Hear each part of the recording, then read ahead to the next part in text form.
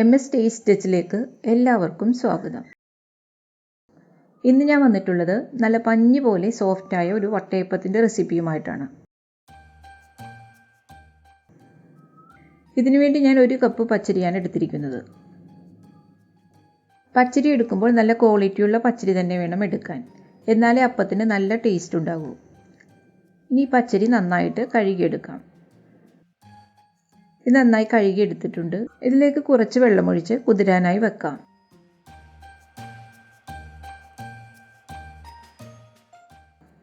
ഒരു 6 മണിക്കൂറെങ്കിലും വെക്കണം. തലേ ദിവസം കുതിരാനായി വെച്ച് അരച്ചെടുത്താലും മതി. ഇപ്പോൾ അരി നന്നായി കുതിർന്നിട്ടുണ്ട്. നമുക്കിതിലെ വെള്ളമൊക്കെ കളഞ്ഞ് ഊറ്റിയെടുക്കാം. ഇനി ഇത് അരച്ചെടുക്കാം.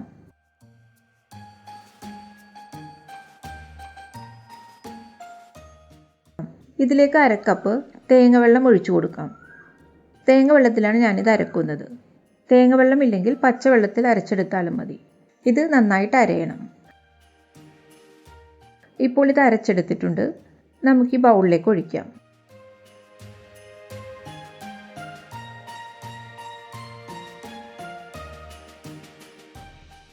ഇതിൽ നിന്നും 2 ടേബിൾ സ്പൂൺ മാവ് ഈ പാത്രത്തിലേക്ക് മാറ്റാം. ഇതിലേക്ക് 3/4 കപ്പ് വെള്ളവും കൂടി ഒഴിച്ച് നന്നായിട്ട് മിക്സ് ചെയ്യാം. ഇനി ഇത് അടുപ്പിൽ വെച്ച് കുറുക്കിയെടുക്കാം. മീഡിയം ഫ്ലെയിമിൽ വെച്ച് തുടർച്ചയായി ഇളക്കി കൊടുത്ത് ഇത് കുറുക്കിയെടുക്കണം. ഇപ്പോൾ കട്ടയൊന്നുമില്ലാതെ നന്നായി കുറുകി വന്നിട്ടുണ്ട്. ഇനി ഫ്ലെയിം ഓഫാക്കാം. നന്നായിട്ട് ചൂടാറി വരണം. ഇപ്പോൾ ഈ കപ്പി കാച്ചിയത് നന്നായി ചൂടാറിയിട്ടുണ്ട്. ഇത് നമുക്ക് ഈ മിക്സിയുടെ ജാറിലേക്ക് ഇട്ട് കൊടുക്കാം.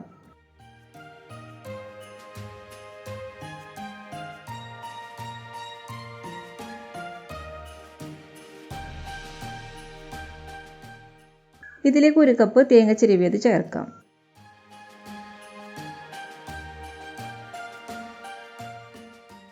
കാൽ കപ്പ് ചോറ് ചേർക്കാം. വെള്ള അരിയുടെ ചോറാണ് ചേർക്കുന്നത്. അപ്പോൾ അപ്പത്തിന് നല്ല കളർ കിട്ടും. ഇനി 1/2 കപ്പ് പഞ്ചസാര ചേർക്കാം. 1/2 ടീസ്പൂൺ ഏലക്കാപ്പൊടി ഇട്ട് കൊടുക്കാം. മധുരമൊന്ന് ബാലൻസ് ചെയ്യാൻ വേണ്ടി 1/4 ടീസ്പൂൺ ഉപ്പ് ചേർക്കാം. ഇനി 1/2 ടീസ്പൂൺ ഈസ്റ്റ് ചേർക്കാം. ഇൻസ്റ്റൻറ്റ് ഈസ്റ്റാണ് ചേർക്കുന്നത്. ഇനി ഇതെല്ലാം കൂടി നന്നായിട്ട് അരച്ചെടുക്കണം. ഇതിലേക്ക് വെള്ളമൊന്നും ചേർക്കാതെയാണ് ഞാൻ അരക്കുന്നത്. കപ്പി കാച്ചിയതും പഞ്ചസാരയും ഒക്കെ ചേരുമ്പോൾ ഇത് നന്നായിട്ട് അരഞ്ഞു കിട്ടും. ഇതെല്ലാം നന്നായിട്ട് അരച്ചെടുത്തിട്ടുണ്ട്. ഇത് നമുക്ക് ഈ അരി അരച്ചതിലേക്ക് ഒഴിക്കാം.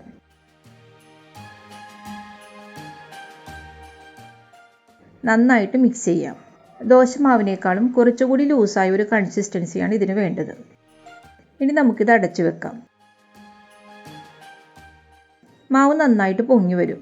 ചൂടുള്ള സമയമാണെങ്കിൽ ഒരു 2-2.5 മണിക്കൂർ കൊണ്ട് തന്നെ മാവ് നന്നായിട്ട് പൊങ്ങി കിട്ടും. തണുപ്പ് സമയമാണെങ്കിൽ കുറച്ചധികം സമയമെടുക്കും ഇത് പൊങ്ങി വരാനായിട്ട്. മാവ് ഇപ്പോൾ നന്നായി പൊങ്ങി വന്നിട്ടുണ്ട്. ഇതിപ്പോൾ ഒരു 3 മണിക്കൂറോളമായി. ഇത് ചെറുതായിട്ടൊന്ന് മിക്സ് ചെയ്ത് കൊടുക്കാം. 2-3 കാര്യങ്ങൾ ശ്രദ്ധിച്ചാൽ നല്ല പഞ്ഞി പോലെയുള്ള നല്ല വെളുത്ത കളറുള്ള അപ്പം നമുക്ക് ഉണ്ടാക്കിയെടുക്കാൻ പറ്റും. അപ്പത്തിൽ ചേർക്കുന്ന തേങ്ങയിലെ കറുത്ത ഭാഗമൊന്നും പെടാതെ വെളുത്ത ഭാഗം മാത്രം ചേർക്കണം. ചോറ് ചേർക്കുമ്പോൾ വെള്ള അരിയുടെയോ അല്ലെങ്കിൽ പച്ചരിയുടെയോ ചോറ് ചേർക്കണം. അപ്പോൾ അപ്പത്തിന് നല്ല കളർ കിട്ടും. പിന്നെ ഇതിലേക്ക് ചേർക്കുന്ന ഈസ്റ്റ് നല്ല പുതിയ ഈസ്റ്റ് തന്നെ ആയിരിക്കണം. അതുപോലെ അരി നല്ല ക്വാളിറ്റിയുള്ള അരിയുമായിരിക്കണം. ഇത്രയും കാര്യങ്ങളൊക്കെ ശ്രദ്ധിച്ചാൽ നല്ല വെളുത്ത നല്ല പഞ്ഞി പോലുള്ള സോഫ്റ്റായ അപ്പം നമുക്ക് ഉണ്ടാക്കിയെടുക്കാം. ഞാൻ ഈ കേക്ക് ടിന്നിലാണ് അപ്പം ഉണ്ടാക്കുന്നത്. ഈ പാത്രത്തിൻ്റെ എല്ലാ ഭാഗത്തേക്കും കുറച്ച് വെളിച്ചെണ്ണ പുരട്ടി കൊടുക്കാം.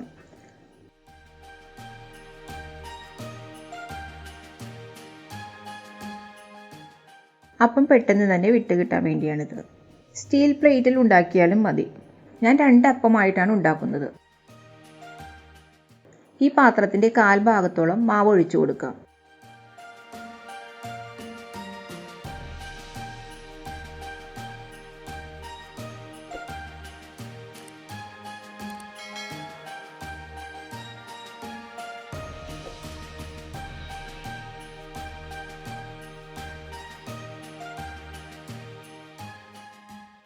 ഞാൻ ഇഡലി പാത്രത്തിലാണ് ഇത് സ്റ്റീം ചെയ്തെടുക്കുന്നത്. ഇതിലേക്ക് വെള്ളമൊഴിച്ച് ഇപ്പോൾ തിളച്ച് വന്നിട്ടുണ്ട്. ഈ തട്ടിന് മുകളിലായിട്ട് നമുക്ക് ഈ പാത്രം വെച്ച് കൊടുക്കാം. ഇനി ഇത് അടച്ചു വെക്കാം.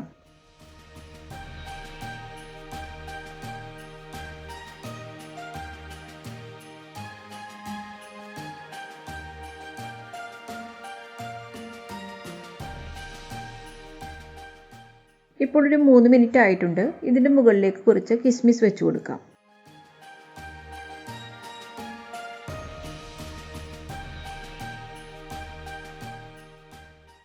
ഇനി ഇത് അടച്ചു വെച്ച് 25 മിനിറ്റ് ഇത് സ്റ്റീം ചെയ്തെടുക്കണം.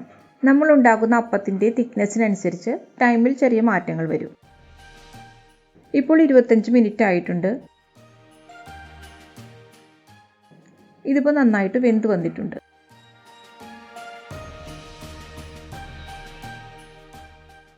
ഇനി ഇതുപോലെ തന്നെ അടുത്ത അപ്പവും കൂടി വേവിച്ചെടുക്കാം. ഇത് നന്നായി ചൂടാറിയിട്ട് വേണം പാത്രത്തിൽ നിന്ന് മാറ്റാൻ. അപ്പത്തിൻ്റെ ചൂടൊക്കെ ഇപ്പം നന്നായി ആറി വന്നിട്ടുണ്ട്. കത്തി കൊണ്ട് ഇതിൻ്റെ സൈഡൊക്കെ ഒന്ന് വിടുവിച്ച് കൊടുക്കാം.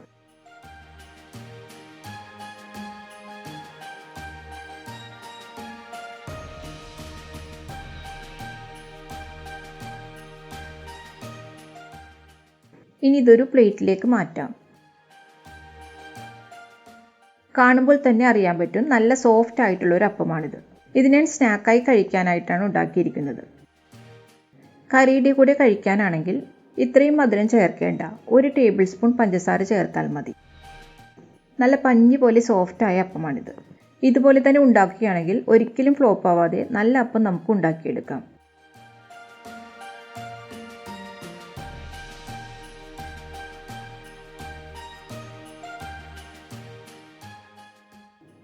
എല്ലാവരും ട്രൈ ചെയ്ത് നോക്കണം. അരിപ്പൊടി കൊണ്ട് എളുപ്പത്തിൽ ഉണ്ടാക്കാൻ പറ്റുന്ന വട്ടയപ്പത്തിൻ്റെ റെസിപ്പി ഞാൻ നേരത്തെ അപ്ലോഡ് ചെയ്തിട്ടുണ്ടായിരുന്നു. കാണാത്തവരുണ്ടെങ്കിൽ അതും കൂടി ഒന്ന് കണ്ടു നോക്കണം. വീഡിയോ ഇഷ്ടപ്പെട്ടാൽ ലൈക്ക് ചെയ്യാനും ഷെയർ ചെയ്യാനും സബ്സ്ക്രൈബ് ചെയ്യാനും മറക്കരുത്. താങ്ക്